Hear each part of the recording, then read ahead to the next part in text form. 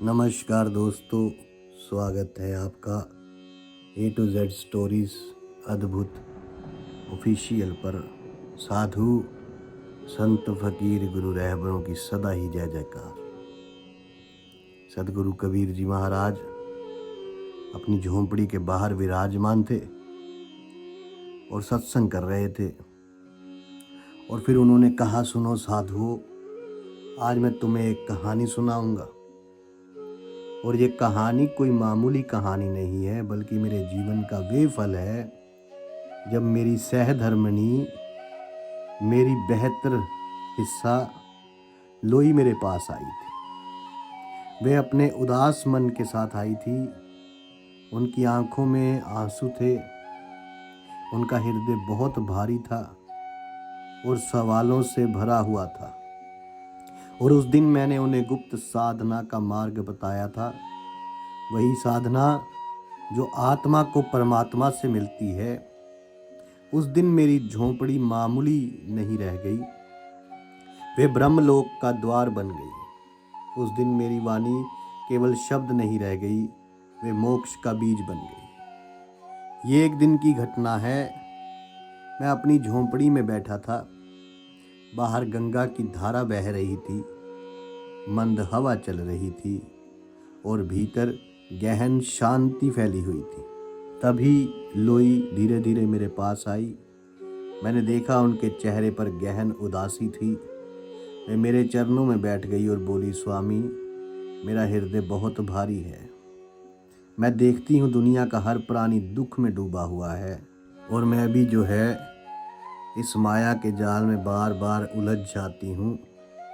कभी मन अशांत रहता है तो कभी इच्छाओं का तूफान उठता है, कभी कभी डर सताता है। आप सबसे ज्ञानी है, कृपया मुझे वे साधना बताएं जिससे आत्मा को सच्ची शांति मिले। साधको, उस समय मैंने लोई को प्यार से देखा और मुस्कुराया। मैंने कहा, लोई, तुम बहुत भाग्यशाली हो कि तुम्हारा मन तुम्हें सुखी बना रहा है। दुनिया की स्त्रियां अपने श्रृंगार, अपने गहने, अपने परिवार में डूबी रहती हैं, किंतु तुम आत्मा की प्यास लेकर आई हो, तो ये प्यास साधक को परमात्मा तक ले जाती है। मैंने लोई से कहा, सुनो, गुप्त साधना का पहला सूत्र है मन को पहचानना। मन ही माया का जाल है, मन ही आसक्ति का कारण है, मन ही तुम्हें जन्म मरण के चक्कर में बार बार फंसाता है। जैसे ही तुम मन को अलग से देखना शुरू करोगे, तुम्हें अपने भीतर साक्षी जागृत मिलेगा। मन तुम्हें विचारों से बांधेगा, किंतु तुम उन विचारों को केवल देखते रहो, मानो आकाश में बादल तैर रहे हो। उन्हें ना भगाना, ना पकड़ना, केवल देखना, केवल साक्षी बनना, यही साधना का पहला चरण है। लोई मेरी वाणी सुन रही थी और उनकी आंखों में चमक आने लगी। उन्होंने कहा, स्वामी, क्या केवल देखने से मन शांत हो जाएगा? तो मैंने उत्तर दिया, कबीर साहब कहते हैं, मैंने उत्तर दिया, हाँ लोई, यही मन का खेल है। जितना तुम उसमें उलझोगी उतना वे बढ़ेगा, जितना तुम उसे देखोगी उतना वे विलीन होगा। ये साधना का पहला रहस्य है। फिर कबीर साहब कहते हैं, मैंने कहा, लोई, दूसरा सूत्र है नाम स्मरण। जब मन इधर उधर भटके तो भीतर नाम का जाप करना। ये नाम किसी धर्म का नाम नहीं है, ये परमात्मा की वे ध्वनि है जो आपके हृदय में गूंजती है। जैसे ही नाम का स्मरण करोगी, भीतर की लहरें शांत होने लगेंगी। नाम ऐसा दीपक है जो अंधेरा मिटाता है। लोई ने हाथ जोड़कर कहा, स्वामी, नाम का स्मरण कैसे करूं? तो उस समय कबीर साहब कहते हैं, मैंने कहा, जैसे एक बच्चा अपनी माँ को पुकारता है, पूरे प्यार से, पूरे विश्वास से और पूरे समर्पण के साथ पुकारो, फिर देखना स्वयं परम पिता तुम्हारे भीतर आ जाएंगे। कबीर साहब ने आगे कहा, लोई, तीसरा सूत्र है सत्संग और मौन। अकेले बैठकर भीतर झांकना, संतों के साथ जो है संतों का साथ करना, संतों के वचन सुनना और जब अकेले हो तो मौन रहना। आत्मा की आवाज मौन में ही सुनाई देती है। मौन वे पुल है जो आत्मा को परमात्मा से जोड़ता है। माता लोई जो थे वो साधना सुन रहे थे, तो उनके आंसू अब थम गए थे। उनका चेहरा शांत था, उनकी आत्मा में प्रकाश उतर रहा था। तो सतगुरु कबीर जी साहब कहते हैं, तो मेरे भाइयों और बहनों, उस दिन मैंने लोई को साधना के पहले 3 सूत्र दिए। एक है मन को पहचानना और साक्षी बनना, दूसरा है नाम का स्मरण करना, और 3 है संतों की संगति में रहना और मौन रहना। अब ये 3 सूत्र साधना की पहली सीढ़ी हैं। जब एक साधक इनका जो है पालन करना वो शुरू कर देते हैं, तो उनके जीवन में जो है बदलाव आ जाता है, उनका जीवन बदल जाता है। तो उस समय साधक की आंखें जो है खुलने लगती हैं। वे दुनिया में रहकर भी दुनिया से परे हो जाता है। उस दिन जब लोई झोंपड़ी से उठी, तो वे वही स्त्री नहीं रह गई। माता लोई जो थी, अब वे एक साधिका बन गई थी। उनके हृदय में अब एक नया दीपक जल चुका था। तो साधकों, गुप्त साधना का ये मार्ग कठिन नहीं, सरल है। केवल जरूरत है एक सच्ची प्यास, एक सच्ची खोज, और जिसने ये खोज शुरू कर दी उसके लिए मोक्ष कहीं दूर नहीं। तो यहाँ पर जो है मैंने आपसे बात की है कैसे जो माता लोई जी थे वो उदास मन के साथ जो है सतगुरु कबीर जी महाराज साहब सरकार की झोंपड़ी में आए। कैसे उन्होंने आत्मा की मुक्ति की प्यास की जो है बात की, और फिर कबीर जी महाराज ने उन्हें साधना के पहले 3 सूत्र बताए। मन को पहचानना, साक्षी बनना, नाम स्मरण करना और सत्संग व मौन में रहना। अब सतगुरु कबीर जी महाराज आगे कहते हैं कि मैं अगला रहस्य बताऊंगा। मैं वे गहरी बातें बताऊंगा जो साधक के लिए आंतरिक दरवाजे खोल देती हैं। याद रखना, ये साधना गुप्त है, ये किसी किताब में नहीं मिलेगी। ये केवल गुरु से शिष्य को मिलती हैं, जैसे एक दीपक से दूसरा दीपक जलता है। सतगुरु कबीर जी महाराज साहब ने कहा कि मैंने लोई जी से कहा, सुनो लोई, साधना का चौथा सूत्र है श्वास की साधना। मन और श्वास का गहरा संबंध है। जैसे ही मन अशांत होता है, श्वास तेज हो जाती है। जैसे ही मन शांत होता है, श्वास मंद हो जाती है। जब आप अपनी श्वास पर केंद्रित करोगी, ध्यान केंद्रित करोगे, तो मन स्वतः ही बंधन में आ जाएगा। श्वास एक डोरी की तरह है जिससे मन को बांधा जा सकता है। हर श्वास के साथ अनुभव करो कि परमात्मा आपके भीतर उतर रहे। हर निश्वास के साथ अनुभव करो कि आपके सारे डर, दुख और आसक्तियां बाहर जा रही हैं। ऐसा करते हुए आप महसूस करोगी कि आपकी श्वास अब केवल आपकी अकेली की नहीं रह गई, बल्कि वही परमात्मा श्वास के रूप में आपके भीतर बह रहे हैं। माई लोई ने हैरान होकर पूछा, स्वामी, क्या केवल श्वास को देखने से भी आत्मा का द्वार खुल सकता है? तो सतगुरु कबीर जी महाराज साहब ने लोई जी से कहा, हाँ लोई, श्वास को देखने से आंतरिक मौन प्रकट होता है, और मौन वे द्वार है जहां से परमात्मा प्रवेश करता है। फिर सतगुरु कबीर जी महाराज साहब ने कहा, सुनो लोई, 5वां सूत्र है वैराग्य। साधना का अर्थ संसार को छोड़ना नहीं है। साधना का अर्थ है संसार में रहकर भी संसार से परे हो जाना। आपके भोजन करना हो तो करो, घर देखना हो तो देखो, किंतु भीतर कोई आसक्ति ना रखो। जैसे कमल का फूल पानी में खिलता है किंतु पानी उसे छू नहीं पाता, वैसे ही एक साधक संसार में रहता है किंतु संसार उसे बांध नहीं पाता। वैराग्य का अर्थ भागना नहीं है, बल्कि इसका अर्थ है आंतरिक स्वतंत्रता पाना। जब आप आसक्ति से मुक्त हो जाओगे तो परमात्मा आपको अपने आंगन में बुला लेगा। तो माता लोई बोली, स्वामी, लेकिन मैं तो गृहस्थ में हूं, तो क्या मेरे लिए वैराग्य संभव है? तो सदगुरु कबीर जी महाराज साहब सरकार ने उस समय कहा, हाँ लोई, वैराग्य बाहरी भाव नहीं, आंतरिक भाव है।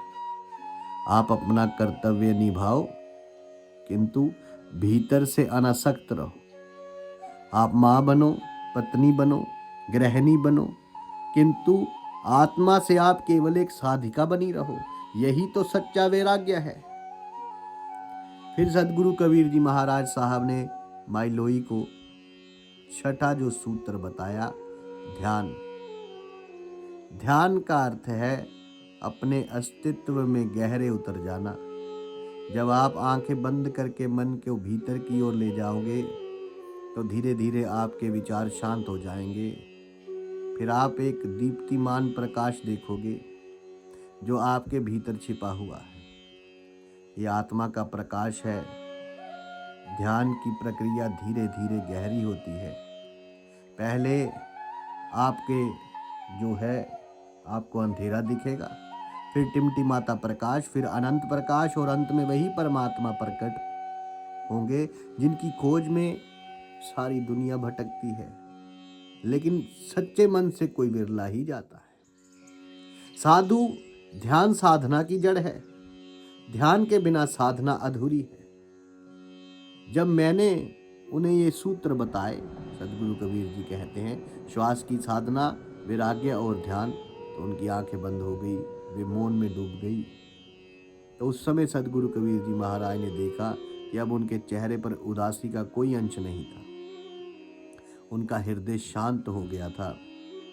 उनका अस्तित्व अब एक दूसरे ही लोक में प्रवेश कर चुका था। उस क्षण कबीर साहब कहते हैं कि जो माता लोई जी है, कबीर साहब कहते हैं जो लोई है, वे अब केवल जो है मेरी सहधर्मिणी नहीं रह गई थी, बल्कि साधना की एक साधिका बन गई थी। तो साधकों, अब आपको 3 और सूत्र जो है आपको मैंने बताए। तो चौथा जो सूत्र था श्वास की साधना, 5वां था वैराग्य और छठा था ध्यान। तो ये 6 सूत्र दे दिए। ये 6 सूत्र साधक को आत्मा के गहनतम रहस्य तक लेके जाते हैं, किंतु यात्रा अभी अधूरी है। गुप्त साधना का 7वां चरण सबसे रहस्यमय है। इसका संवाद शब्दों से परे है। सदगुरु कबीर जी महाराज साहब ने कहा कि मैंने लोई से कहा, सुनो लोई, अब तक जो 6 सूत्र मैंने आपको दिए हैं वे तो साधना की सीढ़ियां हैं, किंतु 7वां सूत्र इन सब का हृदय है। 7वां सूत्र है प्रेम और समर्पण।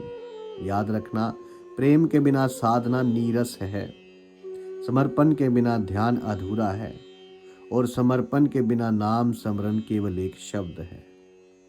प्रेम वे शक्ति है जो आत्मा को परमात्मा से मिलाती है। जब आप अपने भीतर परमात्मा से प्रेम करोगी, जब आप उन्हें अपना सब कुछ मान लोगी, तो आपको खोजने की आवश्यकता नहीं रहेगी। वे स्वयं आप में प्रकट हो जाएंगे। और समर्पण का अर्थ है अपने अहंकार का विलीन हो जाना। ये मान लेना कि मैं कुछ नहीं हूँ, सब कुछ वही तो है। जैसे एक नदी सागर में गिरकर अपना नाम खो देती है, वैसे ही एक साधक परमात्मा में विलीन होकर अपना अहंकार खो देता है। और यही 7वां सूत्र है, प्रेम और समर्पण। लोई जो थे माता, उन्होंने सदगुरु कबीर जी की तरफ देखा और कहा, स्वामी, दुनिया में भी तो प्रेम होता है। एक माँ अपने बच्चे से प्रेम करती है, पति पत्नी एक दूसरे से प्रेम करते हैं, मित्र एक दूसरे से प्रेम करते हैं। फिर ये प्रेम साधना का सूत्र कैसे बन गया? तो सदगुरु कबीर जी कहते हैं कि मैं मुस्कुराया और बोला, लोई, दुनिया का प्रेम शर्तों पर आधारित होता है, वे अपेक्षाओं से भरा होता है। जब अपेक्षाएं पूरी होती हैं तो प्रेम मीठा लगता है, जब टूटता है तो वही प्रेम जहर बन जाता है। किंतु साधना का प्रेम निस्वार्थ होता है, उसमें लेने की कोई इच्छा नहीं होती, केवल देने की लहर होती है। साधना का प्रेम कोई रिश्ता नहीं, मिलन की तल्लीनता है। जब साधक का हृदय इतना पिघल जाता है कि वे कह दे, प्रभु मैं तुम्हारा हूँ, अब मेरा और कुछ नहीं, मेरा मुझ में कुछ नहीं, जो कुछ है सो तेरा, तो वे प्रेम साधना को पूर्ण कर देता है।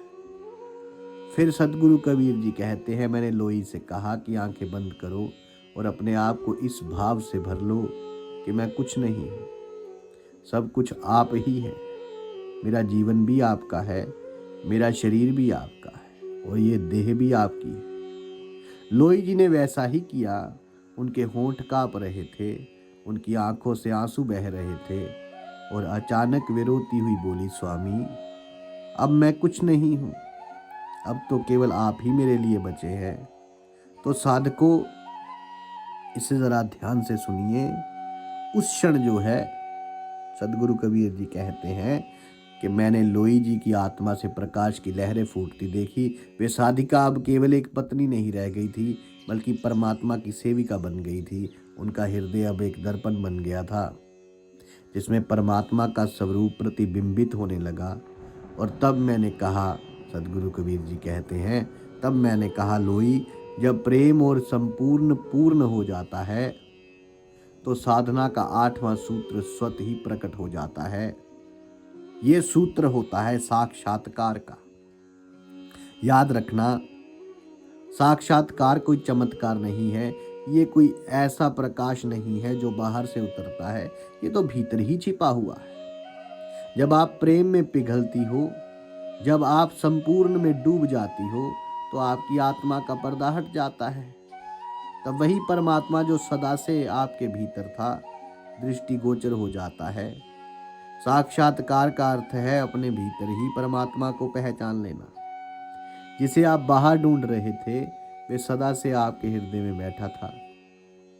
तो यहाँ पर सदगुरु कबीर जी कहते हैं, उस दिन जब मैंने लोई जी को प्रेम, समर्पण और साक्षात्कार का रहस्य बताया, तो वे मेरे सामने बैठी बैठी समाधि में चली गई। उनका शरीर स्थिर था, उनका मन शांत था, उनकी आत्मा परमात्मा की गोद में जा चुकी थी। मैंने देखा कि उनके चेहरे पर ऐसी चमक थी, कोई महल की रानी भी नहीं देख सकती, इतनी ज्यादा चमक। क्योंकि अब वे गृहिणी नहीं बल्कि ज्ञानी बन गई थी। उनकी मुलाकात अब परमात्मा से हो ही चुकी थी। तो सुनो साधु, आपको मैंने 2 महान सूत्र बता दिए। 7वां प्रेम और समर्पण और 8वां साक्षात्कार। ये साधना का शिखर बिंदु है, ये आत्मा का अंतिम मिलन है।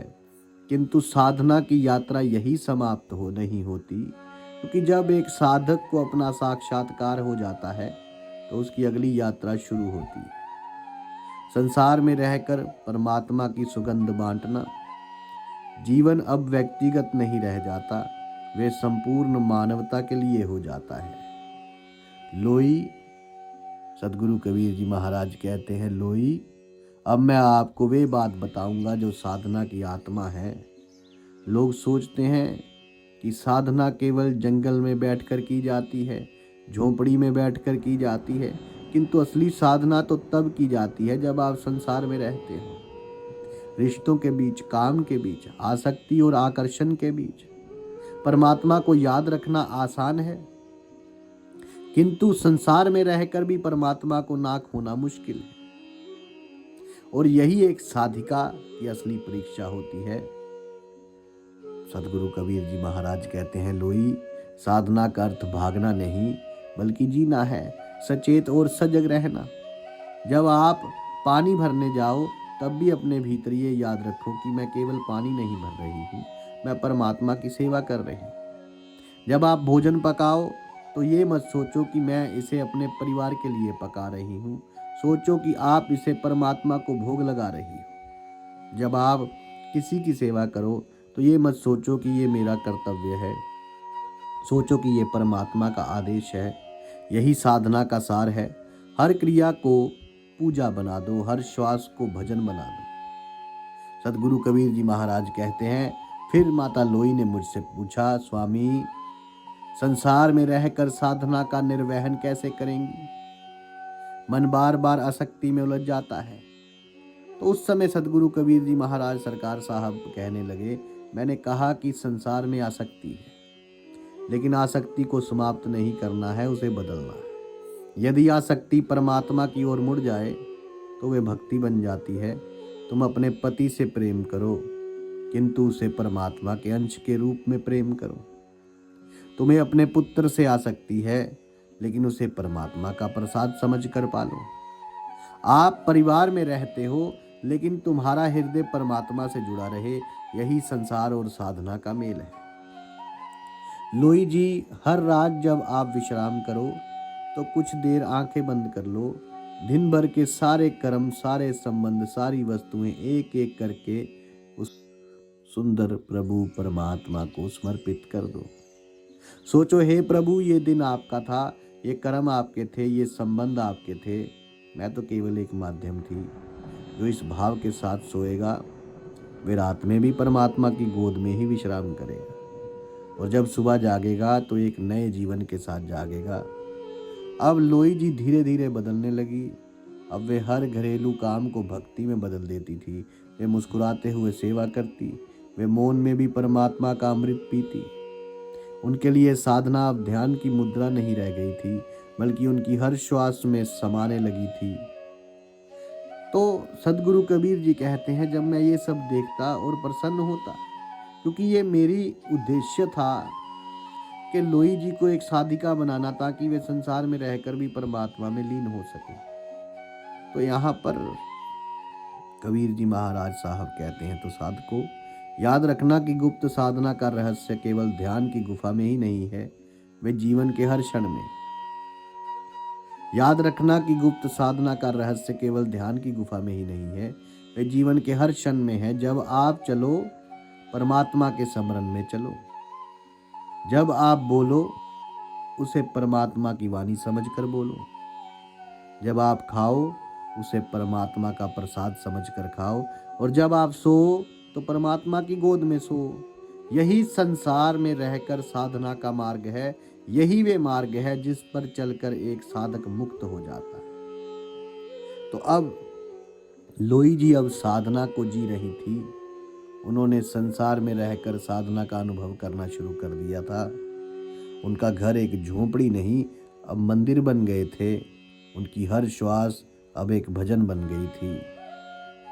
तो यहाँ पर जो है सदगुरु कबीर जी महाराज साहब सरकार ने माता लोई जी के माध्यम से हम सबको सदगुरु कबीर जी महाराज साहब ने वो ज्ञान दिया है, जिससे हम भी उस मंजिल को प्राप्त कर सकते हैं और संसार में रहकर भी उस मंजिल को प्राप्त कर सकते हैं और उस भक्ति का नज़ारा ले सकते हैं जो सतगुरु कबीर जी महाराज साहब ने बताया।